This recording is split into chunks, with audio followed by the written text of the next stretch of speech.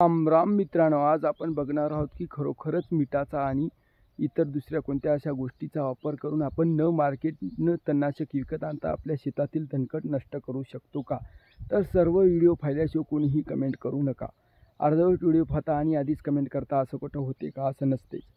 तर मित्रांनो, तुम्हाला सांगतो, आता बरेचसे मी थंबनेल पाहिलेले आहेत. 200, 300, 500च्या जवळपास यूट्यूबला असे थंबनेल आहेत की मीठ आणि लिंबू मिसळून फवारणी करा, तणकट नष्ट करा. मित्रांनो, असं अजिबातच होणार नाही. फक्त काय होते मित्रांनो, मिठामुळे जर आपण मीठ पाण्यात मिसळून फवारले तर जे कोणतेही तणकट असेल, जसे की गांजर गवत, असे कवळे पानाचे तणकट असते की नाही, त्याच्यावरचे फक्त पानं करपतात मित्रांनो. आपलं तणकट मुळातून नष्ट होत नाही.